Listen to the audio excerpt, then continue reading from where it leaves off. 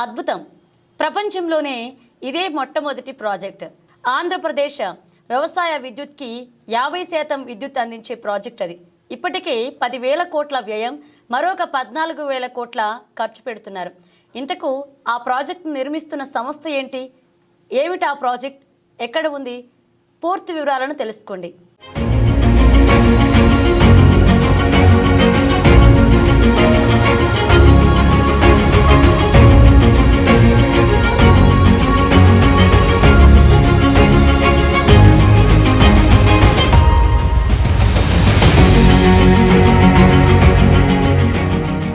ఉమ్మడి కర్నూలు జిల్లాలోని పాణ్యం మండలం పిన్నాపురం పరిధిలో గ్రీన్కో సంస్థ చేపట్టిన ఇంటిగ్రేటెడ్ రెన్యూవబుల్ ఎనర్జీ ప్రాజెక్ట్ అందరి దృష్టిని ఆకట్టుకుంటోంది.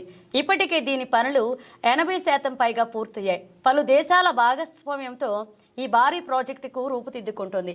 ఈ ప్రాజెక్టు ఉద్దేశం ఏమిటి అంటే, సౌర పవన హైడల్ విద్యుత్ ఒకే చోట జరుగుతుండడం మరొక విశేషం.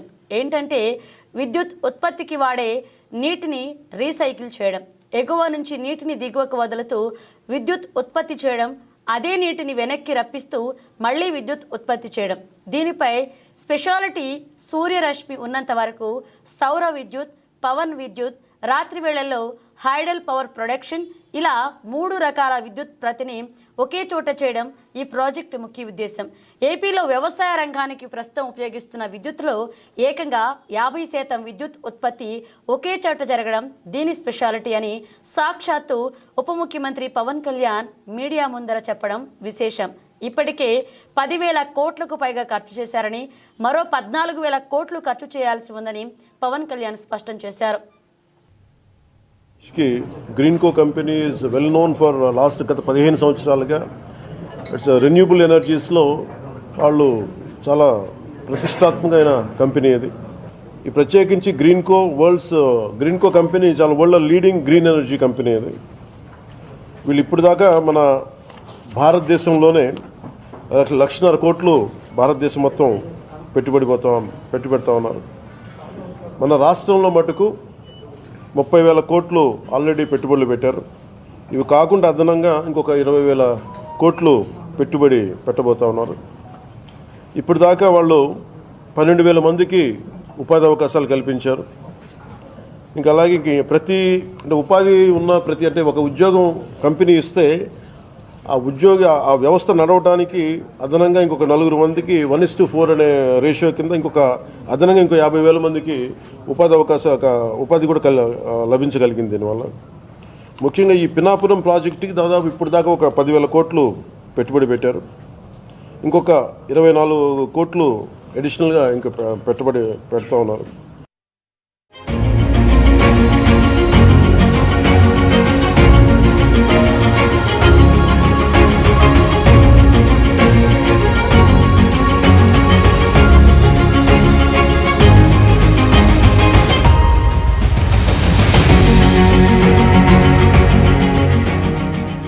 ఇప్పటికే గ్రీన్కో ఓర్వకల్, గని తదితర ప్రాంతాల్లో భారీ ఎత్తున సోలార్ విద్యుత్ ఉత్పత్తి చేస్తుంది.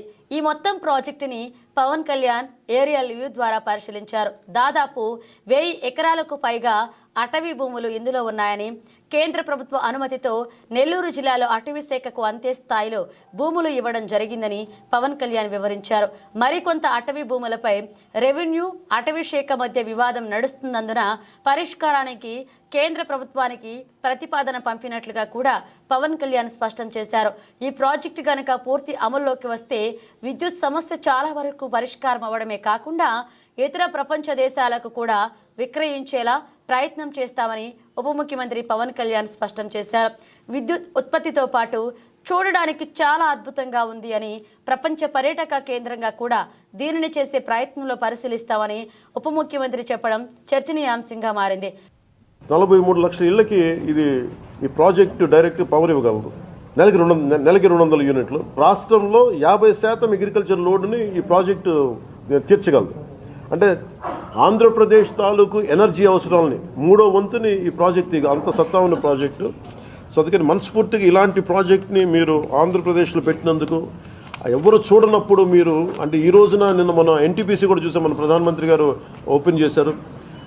మోర్ దెన్ గవర్నమెంట్ ఏజెన్సీస్ కంటే ముందే, వీటన్నిటికంటే ముందు పవన్ కళ్యాణ్ వచ్చి మీడియాతో చెప్పే వరకు బయట ప్రపంచానికి ఇంత ప్రాజెక్ట్ ఉందా అనే విషయం కూడా చాలా మందికి తెలియదు. ఇప్పుడైనా ఇంత భారీ ప్రాజెక్ట్ బయట ప్రపంచానికి కనిపిస్తుండడం ఆసక్తికరంగా మారింది. అయితే ప్రపంచంలోనే అతిపెద్ద ఇంటిగ్రేటెడ్ పునరుత్పాదక ఇంధన నిల్వ ప్రాజెక్టుకు కర్నూలులో 2022లో వైఎస్ జగన్మోహన్ రెడ్డి శంకుస్థాపన చేశారు. 5230 మెగావాట్ల విద్యుత్ను ఉత్పత్తి చేసే లక్ష్యంతో గ్రీన్ కో గ్రూప్ చేపట్టిన ఈ ప్రాజెక్టు చరిత్రలో నిలుస్తుంది అంటూ పేర్కొన్నారు.